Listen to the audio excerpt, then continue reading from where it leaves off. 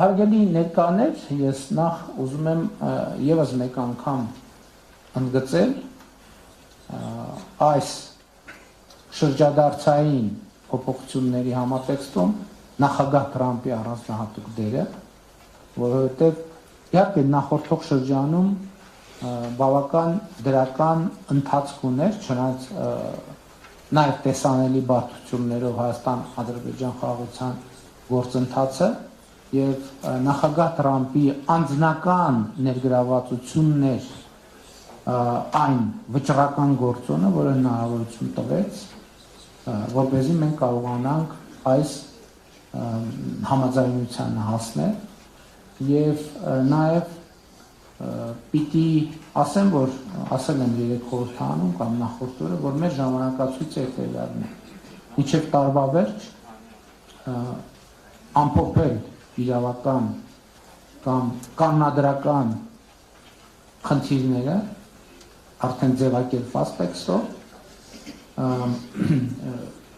2026 թվականի առաջին կեսին ընդունել դրանից բխող բոլոր որոշումները համատեղ ձեռնարկության հիմնադրման կառուցապատման իրավունքի կառավարության եւ մյուս ինստիտուտների համար ենթադրվող որոշումները եւ 2026 թվականի երկրորդ կեսին արդեն սկսել բուն շինարարական աշխատանքները որտեղից սկսել որը շուտ կստացվի։ Ես ուզում եմ չթաքցնել նաև, որ Կոպենհագենում Ադրբեջանի նախագահի հետ մենք քննարկում էինք նաև այս հարցը եւ կարծես թե եկանք ըմբռնման, որ գուցե թե ամենաարագ իրականացվողը էլեկտրահաղորդման գծերի եւ գազամուղի կառուցումն է, բայց դա նախնական քննարկում է եւ հետագա քննարկումների ընթացքում դա ավելի կկոնկրետացվի եւ հասկանալի կդառնա։ Ընդհանուր առմամբ պիտի իմ ընկալումը ասեմ, ես որևէ կասկած չունեմ, ոչ մի բան չի խանգարում նախագծի իրականացման։ Ոչ մի բան չի խանգարում, որովհետեւ բոլոր այն խնդրահարույց հարցերը հասցեագրված են Վաշինգտոնի հռչակագրում եւ մեզ մնում է ընդամենը իրագործել համաձայնությունը, իսկ համաձայնությունը չիրագործելու մոտիվացիա որևէ մեկը չունի։ Հիմա ինչ ազդեցություն կարող է սա ունենալ մեր տարածաշրջանի վրա, ինքը նախ պետք է ասել, որ եւ պատճառ է եւ վերջնարդյունք է։ Վերջնարդյունք է, կարևոր վերջնարդյունք է խաղաղության գործընթացի, բայց նաև կարևոր պատճառ է եւ կարևոր հիմնավորում է երկարատև խաղաղություն։ Որտեղ երբ որ ասում ենք երկարատև խաղաղություն, դա հասկանալի է որպես քաղաքական արձանագրում, բայց երբ որ մենք ուզում ենք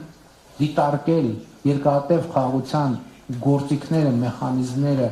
երաշխիքները, որտեղ երաշխիքների մասին շատ է խոսվում։ Այն ինչ որ նկարագրեցի, այդ ամեն ինչը դրանց ավելի ուժեղ երաշխիք չի կարող լինել, որովհետև դա նշանակում է, որ